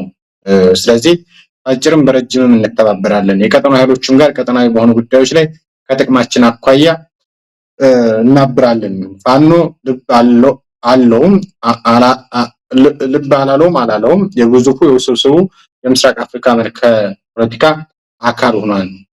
ወይ ዋኝቶ ይወጣል፣ አለበለዚያ ግብ በሚያስነሳው ማዕበል ውስጥ ይሰጥማል። ግዙፉ ቁመናችን በስሌትና በጥበብ አግዞ የምላጭ ጠርዝ ላይ የመቆም ኃይል ተጠንቅቆ ሌሎቹን ሳይደፍቅ አሸናፊ ይሆናል ብሏል። በግልጽ አስቀምጦታል። ሁለተኛው ተያያዥ ፖሊሲያችን በሚል ቅድም እኔ በመግቢያ ብየዋለሁ ማኒፌስቶ የሚሆን ሐሳብ ነው እንትን ያለው። እንግዲህ ጠርዝ ላይ ቆመን ህዝባችን ጥቅም ሳናስነካ ሌሎችን ሳንነካ ከዛ ተጨማሪ ደግሞ የአማራው ትግል ሁሉም ነገር በአደባባይ ይነገረኝ ይላል። ትልቁ ችግሩ እሱ ነው። አንዳንዶች ምን እየሰሩ እንደሆነ ምን እያደረጉ እንደሆነ ማታውቅበት ሁኔታ አለ። ከዛ በተጨማሪ የአማራውን ትግል የአማራውን አርበኛ የአማራውን ታጋይ የአማራውን ኃይል መናቅም ይመስለኛል፣ ራስ ጠልነትም ይመስለኛል አንዳንድ ጊዜ ማለት ፋኖን አለማመን የፋኖ መሪዎችን የሚናገሩትን ነገር በአግባቡ ካላመን ለምሳሌ መሳይ ዛሬ ድጋፍ እየሰጠ ያለው የሚዲያ ኃይል ዛሬ ድጋፍ ሁሉም ነገር አቅሙን እየሰጠ ያለ ህዝብ ዲያስፖራ ማህበረሰብ የተለየ መስመር ላይ ገብቶ ሲያገኘው እኮ የሚጠይቅበት እድል አለ። አብይ አህመድን እኮ እንድንታገለው ማንም ቆጥሮ የሰጠን የቤት ስራ የለም አይደል? እየታገልን ያለነው ከህዝብ በተቃራኒ ህዝብን የሚጎዳ ተግባር ላይ ተስማርቶ ስለተገኘ ዛሬ በአገዛዙ ፕሮፓጋንዳ የተጠለፈ ኃይል ደግሞ የአገዛዙን ፕሮፓጋንዳ በሚያራምደው የውሸት መረጃና ትርክት ተገንብቶ የፋኖ ኃይሎችን ለማጥራራት የሚደረገው እርጫ በጣም አስቂኝ ነው። አንዳንዶቹ ሁለት ጎራ አንድ ግማሽ ፋኖ ደጋፊ መስለው ሙሉ ሰውነታቸው ግን ያለው ብልጽግና ጓዳ ውስጥ የሆነ ሰዎች ናቸው።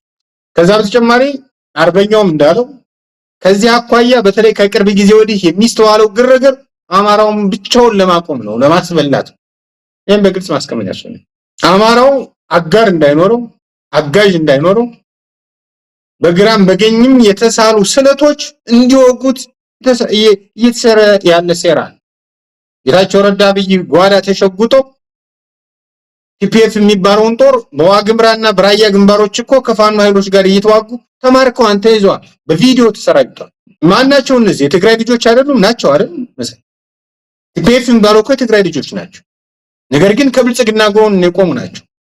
ሌሎቹ ደግሞ አንዋጋም ብለው በተጨባጭ ታይተዋል። ሌሎች ጥያቄዎችም ወይ አላቸው ፋኖች። ስለዚህ አሁንም እኔ የአማራ ፋኖን ትግል ለሚደግፍ አንደኛ የመጀመሪያው መሆን ያለበት የፋኖ አመራሮችን ማመን መቻል አለባቸው። ማመን ሲባል የመጽሐፍ ቅዱስ እምነት ማለት አይደለም፣ ወይም ደግሞ የቁርአን እምነት ማለት አይደለም። የሚያደርጉትን የፖለቲካ እንቅስቃሴ በጥንቃቄ መከታተል ያስፈልጋል። ከዛ አኳያ ግን በራስህ እስካላመንክ ድረስ ራስ ጠልስ እስከሆንክ ድረስ ከምታሳካው የፖለቲካ ግብ የለም። ይህን በግልጽ ማስቀመጥ ያስፈልጋል። ከዛ በተጨማሪ አሁን ሁሉም ነገር የሚታወቅ ነገር ነው፣ የሚደበቅ ነገር የለም። በዛ ሂደት ውስጥ ግን ለአብይ አህመድ አጋዥ የሆነ የፖለቲካ እንቅስቃሴ ላይ የሚያደርግ ኃይል ካለ መጨረሻ ላይ ያፍራን። መሳይ ዛሬ እኛ እያራመደ ያለውን አቋም ነገ የኛን አቋም ተደግፎ የሚንቀሳቀስ ኃይል እንደሆነ በእርግጠኝነት መናገር ይችላል።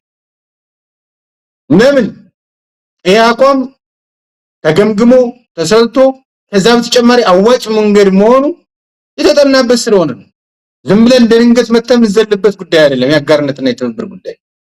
ከዛ በተጨማሪ የአማራ ፋኖ ብሔራዊ ንቅናቄ የአጋርነትና ትብብር መምሪያ ብሎ ሲያቋቁም የመምሪያ ኃላፊውንም አርበኛ በፈንታውን ሲያደርግ ግለሰቡን አይደለም እኔ ማንሳት ፈልጌ ሹመትም እንዳለው አመራርም እንዳለው መግለጽ ስለፈለኩ ጎንደርን ከጎጃም ጎጃምን ከሸዋ አጋርነትና ትብብር ሊፈጥርበት አይደለም። ከዛ የተሻገረ እሱማ አንድ ድርጅት ነው።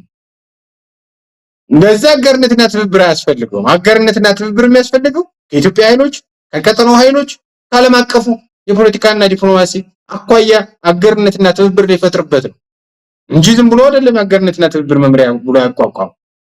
ይሄ በግልጽ ማስቀመጥ ያስፈልጋል። ያንዳንዶቹን አፋብን ያቋቋመው መምሪያ አንዳንዶች ጠይቁ፣ ምን ነው ለምን ዓላማ ነው ያቋቋመላችሁ ጠይቁ። የውጭ ጉዳይ ሲል የውጭ ጉዳይ ፖለቲካ ሊሰራበት፣ ህዝብ ግንኙነት ሲል ህዝብ ግንኙነት ፖለቲካ ሊሰራበት የነዛን ማዕከል ተደርገው ነው ፕሮፖዝ የተደረጉት። ዛሬ ላይ የመጣ እንዳልሆነ ጭምር ማስቀመጥ ፈልጋለሁ። ይሄው ሙልጌታ እንግዲህ ለብርጋዴር ጀነራል ተፈራ ማሞ የአማራ ፋኖ ብሔራዊ ንቅናቄ ወታደራዊ መምሪያ ኃላፊ ናቸው። እሳቸውም እንደዚሁ ለሮሃ ሚዲያ የሰጡትን ቃለ መጠይቅም ተከታትለናል። ተመሳሳይ መልእክት ያለው ነገር ግን አንዳንድ ታሪኮችንም እውቅና ማግኘት አለባቸው፣ ታሪክ በልኩ መነገር አለበት ነው። ፋኖን በጋራ እንምታ ብሎ አብይ አህመድ ህወሓት በዛ ላይ አልስማማም እንዳለ ይሄን አጋርነት በነገራችን ላይ ከኤርትራም ጋር ጠይቆ ነበረ፣ ፈቃደኛ አልሆኑም። ለማንኛውም ጀነራል ተፈራ ማሞ ይህንን ታሪክ አንስተዋል። ህወሓት አማራን አልወጋም ነው ያለው። በዚህም የተነሳ ነው እንግዲህ ከአብይ አህመድ ጋር ሆድና ጀርባ መሆንም የጀመሩት። የጀነራሉ መልእክትስ ምን ላይ ያተኮረ ነው? እንደው ባጭሩ በዋነኝነት እንግዲህ ጀነራል ተፈራ ማሞ በስድስት ጉዳዮች ላይ ትኩረት አድርጓል። አንደኛው የፋኖ የንቅናቄ እድገትና መዋቅር፣ በተለይ የድርጅቱ ምስረታን አጠቃላይ ሁኔታዎች፣ ንቅናቄው በአሁኑ ድርጅታዊ መዋቅሩ በይፋ ከተመሰረተ አምስት ወራት ገደማ ቢሆኑትም አባላቱ ግን ተመሳሳይ ዓላማና ፍላጎት ይዘው ላለፉት 3 ዓመታት በቅንጅት የታገሉ የመጡ መሆኑን ዝርዝር አስቀምጧል። የመንግስት ወታደራዊ ዘመቻዎችን በአግባቡ ገምግመዋል። በርካታ ዘመቻዎችን አገዛዙ ያውጃል። ነገር ግን እነዚህ ዘመቻዎች ተደጋጋሚ እንደሚከሽፉበት በግልጽ አስቀምጧል። የሰኔውን ዘመቻ ጨምሮ የፋኖን ትግል ለማጥፋት ያደረጋቸው ሰፋፊ ወታደራዊ ሙከራዎች ሙሉ በሙሉ መክሸፋቸውን ጀነራሉ ገልጸዋል። በገዢው አካል ላይ በግልጽም ትችታቸውን አስቀምጠዋል። የብልጽግና ፓርቲ አስተዳደር ከእውነተኛ ወታደራዊ ስትራቴጂ ይልቅ በፉከራና በባዶ ንግግር ላይ ብቻ የተመሰረተ እንደሆነ በግልጽ አስቀምጠውታል። ጀነራሉ ሰራዊቱ በግዳጅ በተሰበሰቡና ዓላማ በሌላቸው ወጣቶች የተሞላ መሆኑና የገዢው አካል ዋና ፍላጎት ሀገርን መዝረፍ እንጂ ብሔራዊ ዓላማ አለመሆኑን በግልጽ ነው የተቹት። ሌላኛው የግዳጅ ጥርነፋና ለጸጥታ ኃይሎች የቀረበ ጥሪ ነው። አማራን ወደ ተለያዩ ግንባሮች እየተማገደ ነው። አሁንም ወደ ትግራይ ግንባር ዝመቱ በሚል ፖሊስና አድማ ብተናን ወደ ሰሜን ግንባር ለማስገባት የጀመረውን ጥርነፋና ግዳጅ ጀነራሉ በግልጽ አውግዘውታል። የአማራን ልጅ በማይመለከተውና ባልተዘጋጀበት ጦርነት ወደ ግንባር የመላክና የብልጽግና የስልጣን እድሜ ለማራዘም የተነደፈ ሴራ እንደሆነ በግልጽ አስቀምጠውታል። በዚህ ሂደት ሊሳተፍ የሚል አካል መግባት እንደሌለበትም በግልጽ አስቀምጠዋል። ጀነራል ተፈራ ለአማራ የጸጥታ አካላትና ለመከላከያ አባላት እንደዚያው ጥሪ አቅርበዋል። መታገል የሚፈልጉ ከፋኖ ጋር መተባበር እንደሚችሉ፣ መዋጋት የማይፈልጉ ደግሞ ህይወታቸውን ለማዳን ፋኖ ነፃ ባወጣቸው አካባቢዎች መጥተው በሰላም መቀመጥ እንደሚችሉ፣ ድጋፍም እንደሚደረግላቸው በግልጽ አስቀምጠዋል። የኢትዮጵያ ህዝብና ቤተሰቦች ልጆቻቸውን ለዚህ የሞት ድግስ አሳልፈው እንዳይሰጡ በግልጽ አሳስበዋል። በኋላ ላይ ሬሳም ጭምር መቀበል እንደማይችሉ፣ አጽም መቀበር እንደማይችሉ፣ የት እንደወደቀ ማወቅ እንደማይችሉ ጀነራሉ በግልጽ አስቀምጠዋል። ምክንያቱም ከዚህ በፊት የታዩትን በተጨባጭ ያዩት እውነት ስለሆነ የፌዴራል መከላከያ ሰራዊትን ድክመት በግልጽ አስቀምጠውታል። በተለይ የፌዴራል መንግስቱ ወታደራዊ መሪዎች እነ ብርሃኑ ጁላና አለምሸት ጦርነቱን እንዳደክማቸው በአደባባይ መናገራቸውን በማንሳት የብልጽግና መሪዎች ራሳቸው ጦርነቱን ማሸነፍ እንደማይችሉ በደንብ ያውቃሉ ብለዋል። እንግዲህ ጀነራል አለምሸት ያደረጉትን ውስጥ ኢንስፔክሽን ሪፖርት በማጣቀስ የፌዴራል ጦር ያለ ታንክ ከባድ መሳሪያና ድሮን ድጋፍ አንዲት ተራራን እንኳን መያዝም ሆነ መከላከል እንደማይችልና ከፍተኛ የወታደር ቁጥር ወደ ፋኖ እየገባ መሆኑን ጀነራሉን ጠቅሰዋል። እንግዲህ የፓርላማውንም በተመለከተ ጥያቄ ተነስቶላቸው የፓርላማውንም በተለይ የሀገር ሉዓላዊነትና የፓርላማውን ሚናንም በተመለከተ ሀሳብ አንስተዋል። ጠቅላይ ሚኒስትር አብይ አህመድ በፓርላማ ስለ ሀገር ሉዓላዊነት የተናገሩትን የሞራል መነሻ የሌለው የውሸት ስብከት ሲሉ ነው ውድቅ ያደረጉት። ለዚህ ማረጋገጫ የሱዳን ጦር በጎንደር በኩል የያዛቸውን መሬቶች እስካሁን አለመልቀቃቸውን በግልጽ አስቀምጠዋል። እኛ አንሸነፍም ምናምን እያሉ እንትን ቢሉም ነገር ግን በሰሜን ጦርነት ጊዜ የአልፋሽጋን መሬት አሳልፈው እንደሰጡ እስከዛሬም ተይዞ እንዳለ ጀነራሉ በግልጽ አስቀምጠዋል። የኢትዮጵያ ፓርላማ የሀገር ጉዳይ የማያሳስበው ጠቅላይ ሚኒስትሩ የፈለገውን ሲናገር ዝም ብሎ የሚያጨበጭብ እንጂ ጥያቄ የማይጠይቅና ተጠያቂነት የሌለው ስብስብ ነው በሚል በግልጽ አስቀምጠውታል። ሌላኛው እንግዲህ በተለይ ስለ ጥምዶ ጉዳይ በተመለከተም ተጠይቀዋል። የቀጣይ ትብብሮችን በተመለከተ ማብራሪያ ሰጥተውበታል። የብልጽግናን አገዛዝ ለማጥፋት ከማንኛውም ኢትዮጵያ ኃይሎች ጋር ወታደራዊ ትብብር እንደሚያደርጉ በግልጽ አስታውቀዋል። በትግራይ ስላለው ኃይል በትግራይ ውስጥ ሁለት አይነት ኃይሎች እንዳሉ ገልጸዋል። አንደኛው በጌታቸው ረዳ የሚመራውና ከብልጽግና ጋር በመሆን ፋኖን ማጥፋት አለበት በሚል የጸረ አማራ አቋም የያዘ ቡድን ነው ብለውታል። ይሄኛውን ሁለተኛው ቡድን በነ ደብረጽዮን የሚመራው የህወሓት ነባር ታጋዮች ስብስብ ሲሆን ከፋኖ ጋር አንዋጋም፣ የአማራና የትግራይ ህዝብ አብሮ መኖር አለበት የሚል አቋም ማሳየታቸውን ገልጾ ፋኖም ይህንን አቋማቸውን እንደሚቀበለው በግልጽ አስቀምጠውታል። እንግዲህ በማንኛቸውም ጉዳዮች የሚታዩ ክፍተቶች በውይይቶች ብቻ መፈታት እንዳለባቸው አጽንኦት ሰጥተዋል። እንግዲህ በአሁኑ ሰዓት ከብልጽግና በላይ ትልቅ ጥራት እንደሌለ በመግለጽ ህልውናውን ለማስከበር ይህንን አገዛዝ ለማጥፋት ከመጣ ኃይል ጋር ለመተባበር ዝግጁ መሆናቸውን አረጋግጠዋል። እኛ ብልጽግና ለማጥፋት የሚመጣ የትኛው ኃይል ጋር እንተባበራለን። ይህን እያሉ ያሉት የፋኖ ወታደራዊ አዛዥ ናቸው። ጀነራል ተፈራ ማሞ እንግዲህ በመጨረሻ መልእክታቸው ህዝቡ በተጋነነ ግብርና በግዳጅ ወታደራዊ ምርመራ እየተሰቃየ መሆኑን በመጥቀስ ከዚህ ጭራቅ አገዛዝ ለመላቀቅ ከትግል ውጭ ሌላ መፍትሄ የለም ብለዋል። ሁሉም አቅም በፈቀደው መጠን ከፋኖ ጎን ቆሞ የድርሻውን እንዲወጣና ሀገሪቱን ከውድቀት እንዲታደግ ጥሪ አቅርበዋል። ከፍተኛ የሆነ አደጋ በህዝብ ላይ ተደቅኗል። በኢትዮጵያ ላይ ተደቅኗል። ይሄን አደጋ በጋራ ልንመክተው ይገባል ብለዋል። እንግዲህ አጠቃላይ ስናየው ጀነራሉ መግለጫ እንደዚሁ በተመሳሳይ ከድርጅቱ መሪ ከንቅናቄው መሪ አርበኛ ዘመነ ካሴ ጋር ተመሳሳይነት ያለው ሁሉም በሚባል ደረጃ ይሄ አንድ ግለሰብ አቋም ነው ምናምን እያሉ ማህበራዊ ሚዲያ ላይ ለትችት በራቸውን የሚዘረጉትን የባለጭቃ ጅራፎቹን የሚፈነቁት እንደሆነ የአማራ ፋኖ ግን በሙሉ ቁመና ላይ በተለይም ደግሞ ከዚህ ከአጋርነትና ከትብብር አኳያ ግልጽ የሆነ አቋሙን እያንጸባረቀ ይመስለኛል። ከዚህ በፊት ሲሽኮረመሙ ነበረ በተለያዩ ሚዲያዎች፣ ምክንያቱም ከፍተኛ የሆነ ጫና እንዳለባቸው እናውቃለን።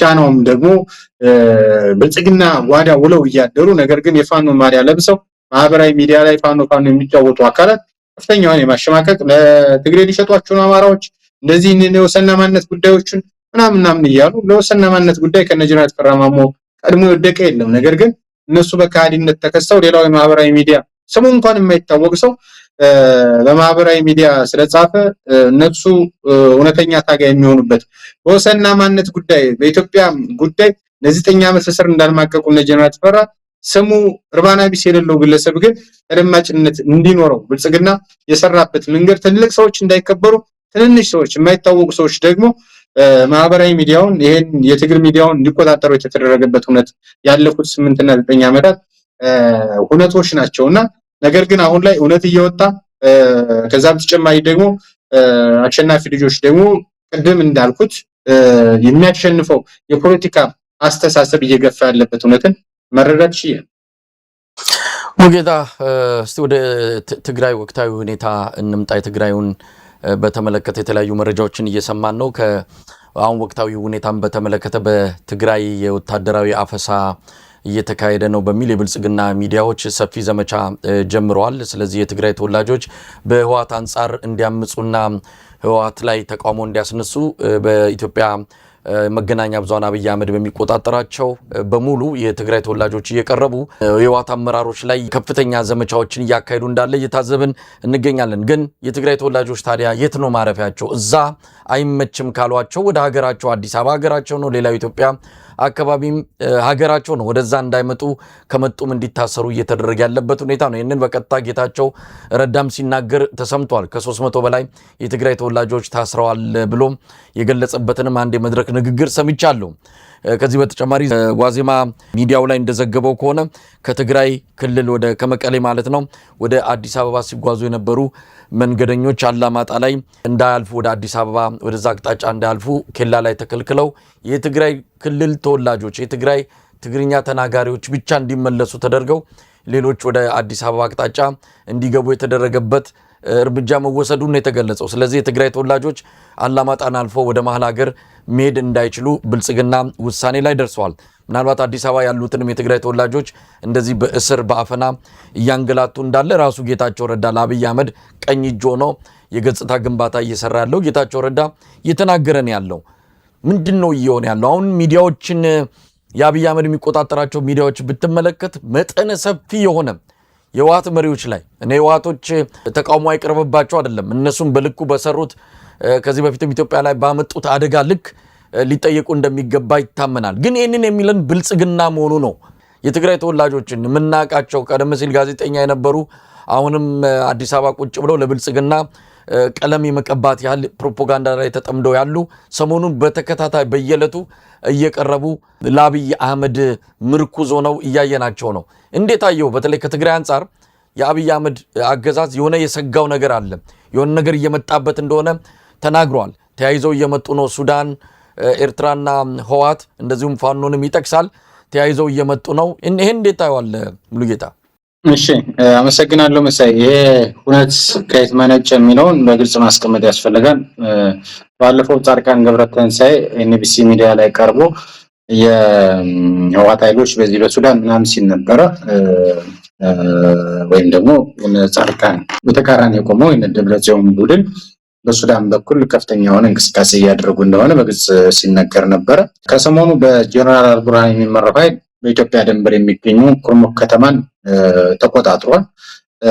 እንግዲህ አብይ አህመድ ከሰሞኑ ፓርላማ ላይ ቀርቦ በሚናገርበት ወቅት ከፍተኛ ውጊያ ነበር መሳይ። የዛን ቀን ሱዳንም ህወሓትም ኤርትራን በጋራ ሆነው ሌላም ተጨማሪ ኃይል ካላቸው መሞከር ይችላሉ። ነገር ግን ኢትዮጵያ ትሸነፍ በሚልበት በዛን ወቅት ስለሚያውቀው ሲከታተለው ያደረ ስለነበረ ኩምሩክ የምትባለውን ከተማ ለመቆጣጠር ከፍተኛ ውጊያ ነበር። ከዛ እሱ ከፓርላማ እንደወረደ ኩምሩክ ከተማ ሙሉ በሙሉ በዚህ በጥምረቱ ኃይል ነው የወደቀችው። በዚህ ውጊያ ላይ አርኤስኤፍ ተዋግቷል፣ ኤንዲኤፍ ተዋግቷል፣ የኢትዮጵያ መከላከያ ሰራዊት ተዋግቷል፣ የሄሚቲ ሐምዳን ዳጋሎ ጦር ተዋግቷል፣ ሌሎች ቅጥረኛ ኃይሎችም ተዋግቷል። በዛኛው በኩልም ሳፍን ጨምሮ ትሬ ሳፍ ብርጌድ 4 የሚባለው ከፍተኛ ውጊያ እንዳደረገ ነው የሰማ ነው። ይሄ ከተማ ከተቆጣጠሩ በኋላ ከፍተኛ የሆነ አደጋ ወደሱ እየቀረበ መሆኑን ተረድቷል። ይሄ በግልጽ ባክግራውንድ ስለሚያስፈልገው ዝም ብሎ ጮት እንዳልሆነ አለማዊ ተመልካቾቻችን እንዲረዱት ይህን ሚዲያ እየተከታተሉ ያሉ ሰዎች እንዲረዱት ስለሚያስፈልግ ነው።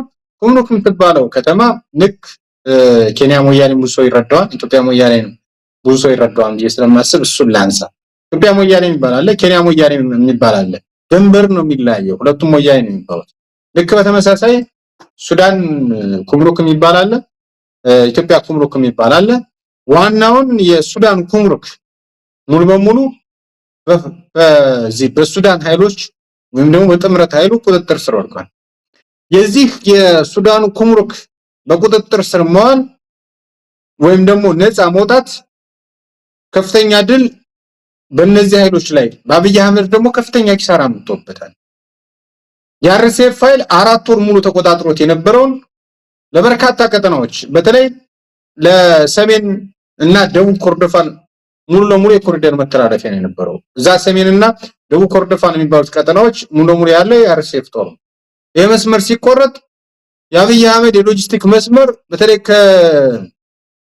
ከአንዳንድ ሀገራት ጀምሮ በደቡብ ሱዳን አድርጎ መጥራት ስላልፈለኩ እነዛ ሀገራት እስከዛ የሚያደርስበት መስመር ተቆረጠ ማለት ነው። ሌላኛው የምዕራብ ዳርፉር የሚባለውን ቀጠና ጨምሮ አርኤስኤፍ አለ። እነዛን ቀጠና ተቋረጠ ማለት ነው። የአርኤስኤፍ ከፍተኛ ኃይል እዚህ ቀጠና ላይ ተመቷል። የአብይ አህመድ የመከላከያ ሰራዊት ከፍተኛ ኪሳራ አድርሶበታል። ስለዚህ እነዚህ ኃይሎች የጋራ ጥምረት ወደፊት የሚገሰግሰው ወደ ኢትዮጵያ ኩምሩክ ከተማ ነው የሚሆነው። ማስቆም አይችልም አብይ አህመድ፣ ምክንያቱም የሱ መከላከያ ሰራዊት እዛ ሲዋጋ ተገኝቷል። በዚህ ምክንያት ከዛ ሳምንት በፊት ቀደም ብሎ አፍሪካን ኢንተለጀንስ የሚባለው የሚዲያ ተቋም በሳውዲ አረቢያ የሚመራው የሪያድ መንግስት ከሄሚቲ ዳጋሎ 2 ጀነራሎችን አስኮብልሎ ወደ ጀነራል አልቡርሃን ወደ 8 ሚሊዮን ዶላር አውጥቶ አስገብቶበታል። ስለዚህ በሪያድና በዱባይ መንግስት መካከል የፖለቲካ ፍትጊያ እንዳለ ይታወቃል። የአረብ ኤሚሬትና የሳውዲ አረቢያ መንግስት ጦርነት እዛው ሀገር ላይ የሚያደርጉት ነው። ሱዳን ላይ በማን በኩል? በአብይ አህመድ በቤን ዛይድ በኩል ይደረጋል ማለት ነው። ስለዚህ የሄሚቲ ዳጋሎና የአብይ አህመድ የጦት አባት ማን? ቤን ዛይድ። አርኤስኤፍ ሲመታ ኤንዲኤፍ ሲመታ የሚያለቅሰው ዱባይ ነው፣ የምታለቅሰው ቤን ዛይድ ነው ማለት። ስለዚህ ከፍተኛ የሆነ አደጋ ከማን ላይ ይደርስበታል? አብይ አህመድ ይደርስበታል። ለፋኖን የሚዋጋበት በጀት የሚሰጠው ዱባይ እንደናት አይኤምኤፍ ነው ያለው። እንደ ወንድሜ ነው የማየው የሚባለው ቤን ዛይድ እንደ ወንድሙ አያየውም። ቅጥረኛ ዋጊና ቅጥረኛ ተዋጊ ስለሆነ ነው አብይ አህመድ የሚቀበሉ። እዛ ቀጠና ላይ የወርቅ ንግዱንም ምኑንም ስለሚያመቻችለት ነው። ስለዚህ በዚህ ሂደት ውስጥ ከሰሞኑም አብይ አህመድም ፓርላማ ላይ ቀርቦ ያካተረበት ሁኔታ አለ። ሱዳን ላይ ገብታችሁ አትሙቱ ብለናል። የህወሓት ኃይሎች በዚህ ውጊያ ላይ ከፍተኛ ድል አግኝተዋል። ስለዚህ የህወሓት ኃይሎች እየገሰገሱ በዚህም በኩል መምጣታቸው አይቀርም። ትናንትና ሁለት ደግሞ አርበኛ ዘመነ ካሴ እዛው ቀጠና ላይ መተከል ላይ ሰራዊት አስመርቋል። ስለዚህ አብይ አህመድ ላይ ከፍተኛ የሆነ አደጋ ፍንጫው ላይ እያሸተተ ነው። ስለዚህ ለመዳኛና የመውጫ መንገድ የሚያደርገው ከዚህ ከነጌታቸው ረዳ አንጃ ጋር ከመቀሌ የተሰደደ ቡድን አለ። ያ የመቀሌን ቡድን አንድ በሚዲያ ቀርቦ ፕሮፓጋንዳ እንዲሰራ ማድረግ ነው።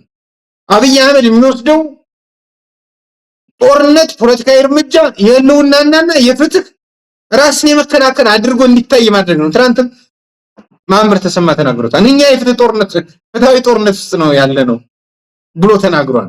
ስለዚህ ነገ ትግራይን ሊመታ በመድፍ ይመታ በድሮም ቢለበድብ ለኢትዮጵያ ሕዝብ ምን ማድረግ መቻል አለበት? መጀመሪያ የማድረገው ጦርነት የህልውና ነው። ለዚህ ደግሞ ትግሬዎች እየደገፉኝ ነው። ቅድመ 2013 ዓመተ ምህረት መስከረም ወርና ነሐሴ ወር ላይ ነሐሴ 2012 እና መስከረም 2013 ላይ ሲያደርገው የነበረው የፖለቲካ ፕሮፓጋንዳ ዛሬ እየደገመው ነው ማለት ነው። ከሰሞኑ በሁሉም ነው የብልጽግና የማህበራዊ ሚዲያ ሚዲያዎች፣ መደበኛ ሚዲያዎች፣ ከዛ በተጨማሪ ገለልተኛ ነን ባይ ቅጥረኛ ሚዲያዎች በሰፊው የተሰማሩበት ህዋት የማይማር ነጭ ፊላደልፊያ ምናምን ትባል ልጅ ሳይቀር እነሱ ሳይቀሩ ካድሬዎቹ ሳይቀሩ ጻፉ ተብሎ ማለት ነው። መቼም ብልጽግና በጣም ነው የሚያስቀውና ስለዚህ የሆነ አደጋ ከፊቱ ላይ ተደቅኗል። ያንን አደጋ መከላከል የሚችለው መቀሌን ለመደብደብ፣ አክሱምን ለመደብደብ፣ ሌሎች ከተሞችን ለመደብደብ መጀመሪያ የኢትዮጵያ ሕዝብን ማሳመን አለብኝ ብሎ አምኖ ለዚህ ደግሞ ግይ የተፈጸመባቸው እነጌታቸው ረዳ ቡድን አለ። በትግራይ ፖለቲካ ያኮረፈ ማለት ነው። መቼም ፖለቲካ ነው የሚሰራውና በትግራይም በራሳቸው ፖለቲካ ያኮረፈው ወደ አዲስ አበባ የተሰደዱ አዲስ ስደተኞች አሉ። የፖለቲካ ስደተኞች ሀገራቸው ከመቀሌ ተገፍተው የወጡ ማለት ነው። እነዚህ ኃይሎች ደግሞ ከአገዛዙ ጎን ተሰልፈው የራሳቸውን ህዝብ ነገ አብይ አህመድ እኮ የዚህ ቀርቦ እየለፈለፈ ያለውን የጌታቸው ረዳን ቤተሰብ ጭምር በከባድ መሳሪያ ሊመታ ይችላል፣ በድሮን ሊመታ ይችላል። ተመልሰው የሚያለቅሱ እንዳሉ እርግጠኛ ነኝ። ምክንያቱም አብይ አህመድ ተመሳሳይ ነገር እንደሚያደርግ ይታወቃል። ባለፉት ዓመታት እያንዳንዱ የሰራውን የፖለቲካ እርምጃ ስናይ ከዚህ የተለየ ነገር እንደማያደርግ ይታወቃል። እነዚህ ሰዎች ግን ዛሬ አብይ አህመድ የሚያሸንፍ መስሏቸው ከአብይ አህመድ ጓዳ ሆነው የራሳቸው ማህበረሰብ ላይ እየፈረዱ ነው። ፖለቲከኞቹ ነጥሎ ቢመታን አይመለከተኝም፣ የፖለቲካ እንትስራው ነገር ግን ህዝብ ላይ ነው እያንዳንዱ ጠጠር የሚያርፍ፣ እያንዳንዱ ጥይት የሚያርፍ፣ እያንዳንዱ የጥይት አረር የድሮን አረር የሚያርፈው ህዝብ ላይ ነው። ትግራይ አሁን ወድማለች ይችላሉ አይደል? አብዛኞቹ የትግራይ ፖለቲከኞች ድጋሜ ትግራይ እንድትወድም የፖለቲካ ፕሮፓጋንዳ እየሰሩለት ነው ላቢ፣ ሌላ ነገር አይደለም። አብይ ግን ቅድም ከጠቀስነው በተለይ ያቺ ኩምሩክ የምትባለው ቀጠና የራሱን ሰራዊት ጨምሮ ተደምስሶ ቤንሻንጉል ጉምዝ ላይ የገነባው ለአርሴፍ የገነባው ወታደራዊም የሕክምና ተቋም ነገ ከነገ በኋላ ለመፍረሱ አብይ አህመድ ዋስትና የለውም። ይህን እርግጠኛ። ስለዚህ ቀድሞ መከላከል መቻል አለበት። ወረራ እንዳይፈጸምበት መከላከል አለበት። የሱዳን ላይ የትግራይ ልጆች እየሞቱ ነው ምናምን የገደላቸው እኮ አንዳንዶቹን እሱ ነው መከላከያውን አስገብቶ ማለት ነው። ግን ከፍተኛ ኪሳራ ደርሶበት ተባሯል። የሱዳኑ ታጣቂ ቡድን አርሴፍ ደግሞ የት ነው የገባው? ቤንሻንጉል ጉሙዝ ክልል ኩምሩክ ከተማ ነው ያለው። ይሄን ነው ማለት እንፈልገው። አብዛኛው አደጋ ስለገጠመው ነው እዚህ ላይ እየተቀበለው ያሉት። ሚዲያውም የተሰማራው ከዚህ አኳያ እንደሆነ መግለጽ ስላለብን ነው። አመሰግናለሁ። እንግዲህ ሙሉጌታ ያው የሱዳኑንና የህዋቱን ጉዳይ አንድ ላይ ስለተመለከት ነው በተናጠል ልንነጋገርበት የምንችልበት አይሆንም። ያው የሱዳንም እንደገለጽከው ነው። በአሁን ሰዓት አብይ አህመድ እዛ አካባቢ ያለውን ነገር በተመለከተ ለኢትዮጵያ ህዝብ በይፋ የገለጸበት ወይም ደግሞ የኢትዮጵያ አቋም የኢትዮጵያ በዚህ አንጻር የምትከሰስባቸው ነገሮችም ካሉ ግልጽ የሆነ መረጃ እየወጣ አይደለም። የአሜሪካ መንግስት በሱዳን ጦርነት የተሳተፉ ኃይሎችን ለመቅጣት ሰነድ እያዘጋጀ ነው። ነገ ከነገ ወዲያ ከዚህ ጦርነት ጀርባ ያሉ መንግስታትና ባለስልጣናት የሚቀጡበት ሁኔታ በአሜሪካ አንጻር እንደሚኖር ይጠበቃል። ያን ሁሉ አብይ አህመድ በግልጽ አይናገርም። ፓርላማውን ከፍቶ እንደፈለገ ለኢትዮጵያ ህዝብ ውሸትና ቅጥፈት በማሰራጨት ነው እንግዲህ መንግስታዊ አገዛዙን ማስቀጠል የፈለገው። ጨርሰናል። ምናልባት የምጨምረው ከሌለ አመሰግናለሁ መሳይ። እንግዲህ ሙሉጌታ በጣም ነው አመሰግነው። ብዙ መረጃዎችን እንደዚሁም ማስተያየቶችን ያቀረብንበት የዛሬው ዝግጅታችን ይመስላል። በጣም አመሰግናለሁ። እኔም ከልብ አመሰግናለሁ መሳይ።